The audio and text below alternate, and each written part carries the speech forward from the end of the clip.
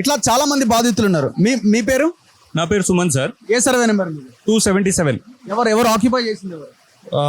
Rama Naidu sir, అంటే Suresh Babu production. Suresh Babu productions. మీరు ఎట్లా మీ ఫాదర్ గా ఉన్నారా? మా father actually ex service men sir. మా ఫాదర్ డిఫెన్స్ లో చేశారు. సో సర్వీస్ లో ఉన్నప్పుడే instalment wise, monthly instalment wise ఇక్కడ ప్లాట్ కొన్నారు సార్. కొన్న తర్వాత మాకు చాలా టైం వరకు మేము ఇటువైపు రాలేదు అసలు, ఎందుకంటే ఇటువైపు వచ్చే విధంగా ఉండేది కాదు పరిస్థితి అప్పుడు. తర్వాత ఎప్పటి నుంచి అయితే మేము ఇక్కడ నియర్ అబౌట్ 2001 నుంచి అప్పటి నుంచి మేము చూస్తున్నాము. అప్పటి నుంచి ఏదో ఒక ప్రాబ్లం అయితే క్రియేట్ అవుతూనే వచ్చింది సార్ మాకు. అంటే ఇటువైపు వాళ్ళు ఆక్యుపెన్సీ ఇక్కడ తోటలు ఉన్నాయి సార్, మామిడి తోటలు ఇవన్నీ ఉన్నాయి రామనాయుడు వాళ్ళవి. సో అక్కడ నుంచి వాళ్ళు సినిమా సెట్ కి వాటికి వీటికి వాడుకోవడము ఇవంతా జరిగేది. ఓకే ఫైన్ అనుకునే వాళ్ళం. కానీ ఎప్పుడైతే వాళ్ళు మమ్మల్ని కంప్లీట్ గా రాకుండా ప్రాబ్లం క్రియేట్ చేయడం స్టార్ట్ చేశారో అప్పుడు మేము ఇంకా కోర్టుకి వెళ్ళడము, ఇవన్నీ ఫైల్ చేయడం, కేసు ఫైల్ చేయడం ఇవన్నీ చేస్తూ వచ్చాం సార్. కానీ వీళ్ళు టోటల్గా ఇప్పుడు మా ఫాదర్ అయితే ఇటు రాలేని పరిస్థితి సార్. ఆయన బెడ్ రిడన్ ఉన్నారు.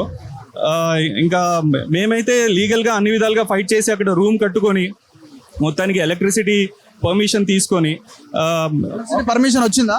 ఎలక్ట్రిసిటీ మాకు మీటర్ వచ్చింది, నెల బిల్లు వచ్చేది సార్. అయినా కూడా అది ఓవర్ నైట్ డెమాలిష్ చేసి ఇటువైపు రాకుండా చేశారు సార్. మొత్తానికి కూల్ చేశారా? మొత్తం రూమ్ అంతా కూల్ చేశారు సార్. ఇప్పుడు అటువైపు వెళ్ళకుండా మీరు చూసారు కదా, బ్యారిగేడ్స్ అన్ని పెట్టేశారు. సో ఆ విధంగా ఉంది సార్ సిచ్యువేషన్ అయితే. ఇప్పుడు వాళ్ళని కలిసే ప్రయత్నం ఏమైనా చేశారా మీ అసోసియేషన్? కలిసే ప్రయత్నం చేశాను సార్. వాళ్ళ పిఏ కృష్ణ అని ఉండేవాళ్ళు. ఎవరు కూడా మాకు పాజిటివ్ గా రిప్లై ఇచ్చింది లేదు, రెస్పాన్స్ ఇచ్చింది లేదు సార్. మమ్మల్ని కలవనివ్వలేదు సార్ యాక్చువల్ గా. ఈవెన్ సురేష్ బాబుతో కూడా మేము కలవడం. ఇప్పుడు వెంకటేష్ చాలా పోలీస్ దాంట్లో కూడా యాక్ట్ చేసిండు, ఆయన ప్రజల కోసం పనిచేసిన అట్లా ఇట్లా అని. అవును సార్, అన్ని సినిమాల వరకే సార్. రియాలిటీలో మాత్రం it's not happening. We are in great trouble sir. మీ ఫాదర్ కి తెలుసా ఈ భూమి అంటే మీ ఫాదర్ మంచిగా ఉన్నప్పుడు? మా ఫాదర్ మంచిగా ఉన్నప్పుడు ఆయన కూడా తిరిగారు సార్. ఆయన కూడా చాలా ఫైట్ చేశారు. మాకు చాలా ప్రాబ్లమ్స్ క్రియేట్ అయినా కూడా ఇక్కడ ఆక్యుపెన్సీలో ఉండడానికి చాలా ప్రయత్నాలు చేశాము. కానీ ఇప్పుడైతే మా ఫాదర్ రాలేని పరిస్థితి sir. Is completely bed ridden.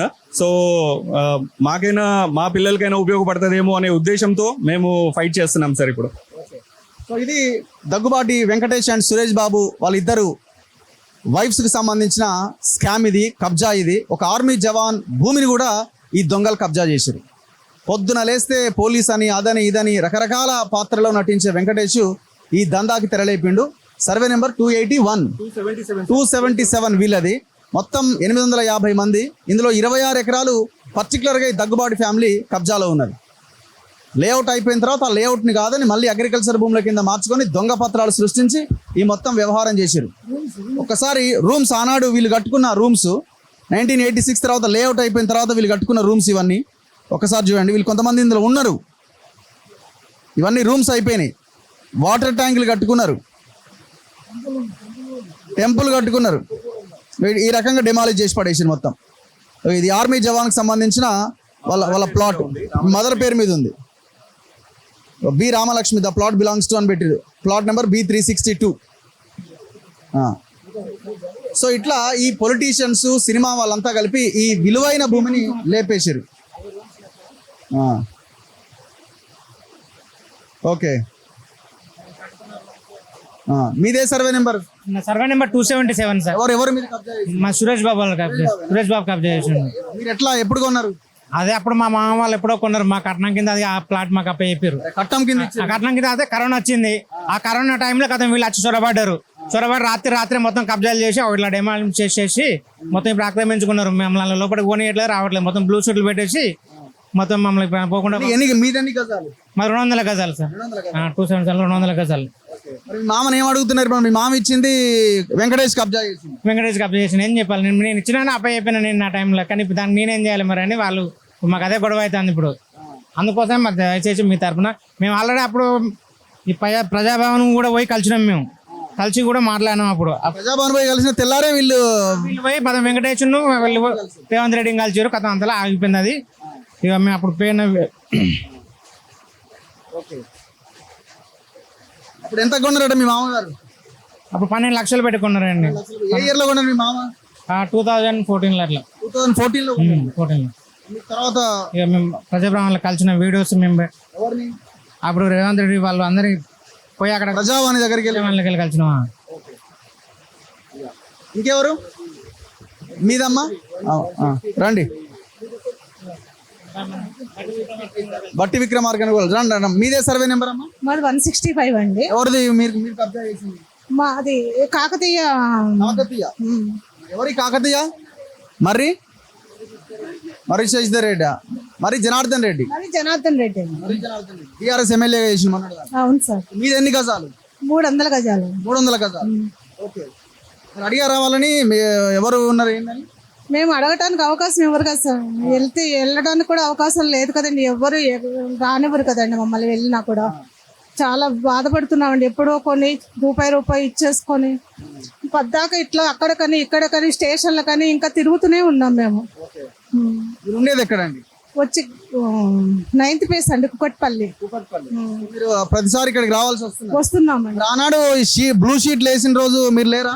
ఆ రోజు లేమండి. తర్వాత తెలిసింది నెక్స్ట్ డే వచ్చామండి. లేదంటే 200 మెంబర్స్ ఉన్నారండి, రౌడీలు ఉన్నారన్నమాట. మమ్మల్ని అసలు లోపలికి రానియలేదండి. పోలీసులకు కూడా మేము చాలాసార్లు పోలీస్ స్టేషన్కి వెళ్ళాం. సిఏ గారికి చాలాసార్లు ఇన్ఫార్మ్ చేశాం. అయినా సరే ఏది అసలు మాకు రెస్పాండే లేదండి అసలు. మీదన్నా? 163 సర్వే నెంబర్ సార్. 163 మన సురేష్ బాబు వాళ్ళది చేసింది. సంథింగ్ ఏంటంటే ఆ రోజు మేము వీళ్ళు 187 1987లో లేఅవుట్ అయింది. ఆ డాక్యుమెంట్ ప్రకారం చూసుకొని లీగల్గా వాళ్ళ పొజిషన్తో సహా మనకు అమ్మినప్పుడు మేము తీసుకున్నాక కూడా రూములు కూడా కట్టాం. రూములు కట్టిన తర్వాత 21లో కోవిడ్ వచ్చిందని చెప్పేసి అయితే ఎవరు రావడం లేదు. దాంట్లో ఏమైందంటే మాకు ఇక్కడ ఒక 3 days బిఫోర్ ఇంటిమేషన్ ఏంటంటే అక్కడ వేరే సర్వే నెంబర్లో వాళ్ళకి ఇదయిందని చెప్పేసి కోర్టు ఆర్డర్ తెచ్చినామని చెప్పేసి కోర్టు ఆర్డర్ ప్రకారంగా మేము డిమాలిషన్ చేస్తున్నామని చెప్పేసి పోలీసు వాళ్ళు కూడా వాళ్ళకి వచ్చారు. సరే వాళ్ళకు సెక్యూరిటీ ఉంది, వాళ్ళ 2 ఎకరాలను కొడుతున్నారంటే ఓకే రైట్ అని మేము అనుకున్నాం. అది అక్కడ ఏం లేదు కదా, క్లియర్ చేద్దాం. బట్ మేము ఈ రోజు గులగొట్టే రోజు ఆ రోజు నైట్ ఇట్లా మా రూములన్నీ పగలగొడుతున్నారు, ఇట్లా తీసేస్తున్నారు మనుషులకి. ఒక రూమ్లో ఒక సపోజ్ ఒక వాచ్మెన్ ఉన్నాడు అనుకో, వాడికి ఎవరికైనా ఇప్పుడు మేము రూమ్ కట్టినామంటే ఈ జంగల్లో మేము ఉండలేము అనేది సరే అనేది ఉద్దేశంతో మేము కోవిడ్ టైంలో కూడా మేము బియ్యం కూడా ఇక్కడ పంచాం. ఇప్పుడు అందరు కలిసి చేసిరా? ఈ వీళ్ళంతా అందరు కలిసే ఉన్నారు టోటల్ అందరు. ఈ కుబేరులంతా కుమ్మక్క అయ్యేసి వీళ్ళకి ఎందుకంటే సినిమాలు తీస్తే పైసలు వస్తాయి. ఎవరికి వాళ్ళు ఏం చేయలే. ఒక్క లింక్ ఒకటి దొరికిందంటే దీన్ని వాళ్ళు ఏం చేస్తున్నారు అంటే మొత్తానికి వాళ్ళు రౌడీలో పెడుతున్నారు. వాళ్ళు ఉంటే దమ్ము ఉంటే వాళ్ళు ఒక్కొక్కరిని రమ్మని చెప్పండి, మా ప్రాణము వాళ్ళ ప్రాణము పోగొట్టుకుంటాం. కానీ వాళ్ళు అట్లా రాదు. గుండాలను రౌడీలను పెట్టి చేయడం ఏంటి సార్? అధికారులను అడ్డం పెట్టుకొని చేయడం, పైసలు డబ్బులు పంచి. అందులో ఏమైందంటే నేను ఆ రోజు నైట్ వచ్చాం.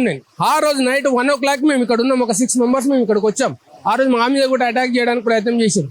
అంతే ఆ రోజు. ఎందుకంటే మేము ఎందుకు పగలగొడుతున్నారు? ఏదైనా ఉంటే డేర్గా ఉంటే మీరు పగలగొట్టేది ఉంటే లీగల్గా ఉంటే మీరు రండి, మేము కూడా లీగల్గా వస్తాం. లేదా ఒకవేళ కూర్చొని ఏదైనా ఉంటే మా సమస్య మీ సమస్య పరిష్కారం చేసుకుందామని కూడా వాళ్ళతో ఆల్రెడీ 200-300 members ఉన్నారు.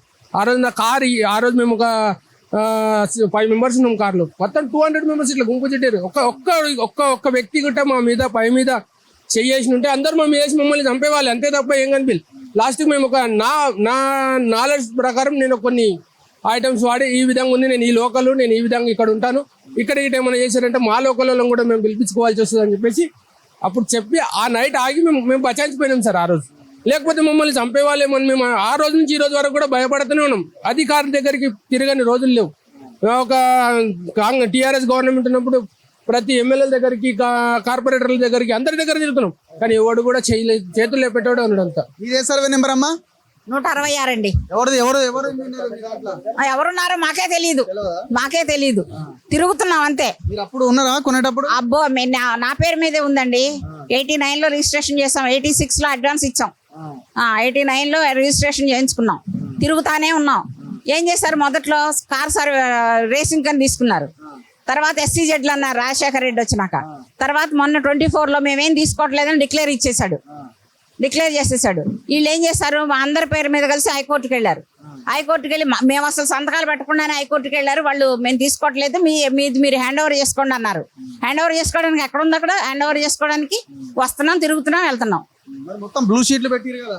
ఏం చేసేయాలి? అందరూ ఏడుస్తున్నారు. ఏం చేయాలి? అంత హీరోలు, సినిమా స్టార్లు, రాజకీయ నాయకులు వీళ్ళే ఉన్నారు కదా. వాళ్ళే ఉండారు. ఏం చేయాలి? మేము పెద్దాళ్ళం అయిపోయి మేము ఎప్పుడో 89లో అంటే 40 ఏళ్ల క్రితం కొనుక్కున్న స్థలము 40 ఏళ్ళు అయింది. ఏదో ఇవాళ కాకపోతే రేపైనా ఉంటుందిలే అనుకుని తీసుకున్నాము. ఏది మీదమ్మా మీదే సార్, మీరు మాట్లాడినారు కదా. ఓకే, ఇంకెవరైనా ఉన్నారా మాట్లాడే వాళ్ళు? ఎనీవన్? సో ఖచ్చితంగా ఈ అంశాన్ని మన తొలి వెలుగు ముందుకు తీసుకెళ్తుంది. రంగనాథ్ గారు అయితే ఇక్కడికి వచ్చారు, నేను కూడా చూశాను, బట్ ఇంకా వాళ్ళని కలవలేదు ఎందుకంటే వర్షం కూడా భారీగా పడుతున్నది. సరే చూద్దాం రాబోయే రోజుల్లో హైడ్రా దీని మీద ఎలాంటి యాక్షన్ తీసుకోబోతున్నది అన్నది. మనం మాత్రం 100% దీని మీద కొట్లాడతాం ఖచ్చితంగా. వీళ్ళు కూడా చాలా బలంగా ధైర్యంగా ఉండాల్సిన అవసరం ఉంది. అందరం మనం వీళ్ళకి సపోర్ట్గా నిలబడాల్సిన అవసరం ఉంది. ఇప్పటికైనా తప్పు తెలుసుకొని సురేష్ బాబు ఫ్యామిలీ, మరి జనార్దన్ రెడ్డి అండ్ జలవిహార్ ఎండి, ఇంద్రకరణ్ రెడ్డి మేనల్లుడు, ఇట్లా వెంకటరత్నం ఏ రత్నం వై రవిప్రసాద్, ఇట్లా ఈ బ్యాచ్ అంతా ఒక ముఠాలాగా తయారై ఈ భూములు కబ్జా పెట్టింది. తక్షణం ముఖ్యమంత్రి నన్ను సురేష్ బాబు వెంకటేష్ కలిసిండు, వాళ్ళు హీరోలు, వాళ్ళు ప్రజల్ని ఇన్ఫ్లుయెన్స్ చేస్తారు, వాళ్ళని నేను ఏం చేయలేను అని మీరు సైలెంట్గా ఉంటే మీకు ఇబ్బంది అవుతుంది. వీళ్ళు దొంగలు, కబ్జా కోర్లు, వీళ్ళు అసలు మనుషులే కాదని అనుకుంటే మీరు ఈ అమాయకమైన జనాన్ని కాపాడాల్సిన బాధ్యత మీ మీద ఉన్నది. అది అయ్యేంత వరకు మనం ఈ ఫైట్ని ముందుకు తీసుకెళ్లాల్సిన అవసరం ఉంది. కెమెరామెన్ పాషాతో రఘు, మన తొలి వెలుగు.